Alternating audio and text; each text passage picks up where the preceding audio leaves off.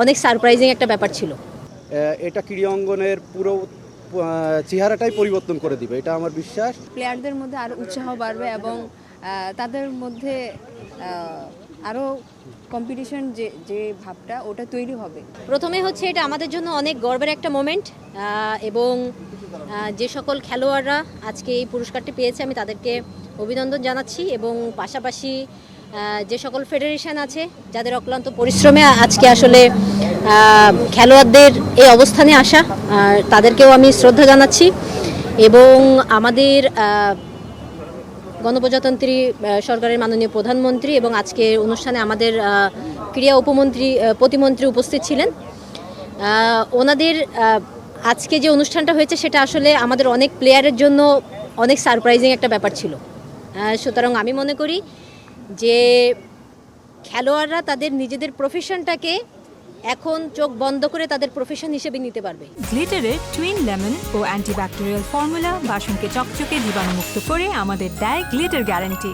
এবং সেই মুহূর্তটা আমার মনে হয় চলে এসেছে, এবং আমাদের সকল ক্রীড়াবিদদের পক্ষ থেকে আমি আমাদের প্রধানমন্ত্রী এবং ক্রীড়া প্রতিমন্ত্রীর প্রতি শ্রদ্ধা জানাচ্ছি।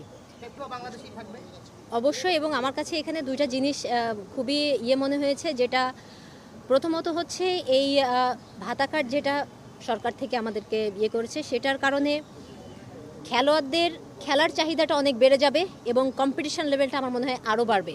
কারণ তারা যখন দেখবে যে এই জায়গাটা থেকে তারা ফাইন্যান্সিয়াল একটা ভালো হেলদি সাপোর্ট পাচ্ছে, সো সেই জায়গা থেকে আমার মনে হয় যে দেশের প্লেয়ার আরও বাড়বে এবং কম্পিটিশনের সাথে সাথে প্লেয়ারদের পারফরমেন্সেরও আরও উন্নতি হবে। জি, আসসালামু আলাইকুম, ধন্যবাদ। আমি সর্বপ্রথম কৃতজ্ঞতা প্রকাশ করি মাননীয় প্রধানমন্ত্রী তারেক রহমান স্যারকে, কারণ আমরা অনেক দিনের চাওয়া ছিল যে আমাদের ক্রীড়াটা পেশা হিসেবে আমরা নিতে চাই।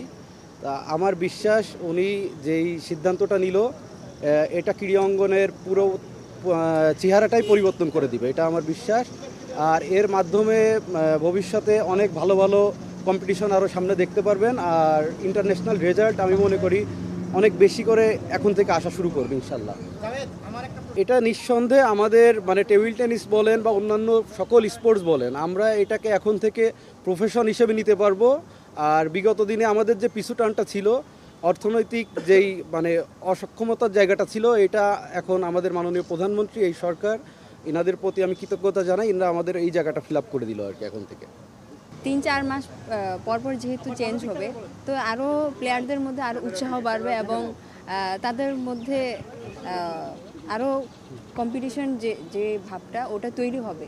এবং যারা আমরা এই পর্যায়ে আসছি, আমরা সবাই চেষ্টা করব যে আরও ভালো কিছু করার এবং পারফরমেন্সটা ধরে রাখার। আসলে কখনো ভাবতে পারি নাই যে মাসে এত মান্থলি একটা বেতন পাবো, এবং এটা প্রত্যেকটা প্লেয়ারেরই খুশির ব্যাপার। চ্যালেঞ্জটা আসলে আমরা পজিটিভভাবেই নিতে চাই, যেহেতু খেলার প্রফেশনে আছি, এবং আমরা সবসময় চেষ্টা করি দেশকে ভালো কিছু দেওয়ার এবং দেশের জন্য ভালো কিছু করার এবং বাংলাদেশকে ভালো পর্যায়ে নিয়ে যাওয়ার। তো এই চ্যালেঞ্জটা আমাদের জন্য কঠিন হবে, এবং নিচু পর্যায়ে যারা আছে এখনও খেলা শুরু করছে তাদের জন্য খুবই ভালো হবে এবং তাদেরকে আরও উৎসাহ বাড়াবে।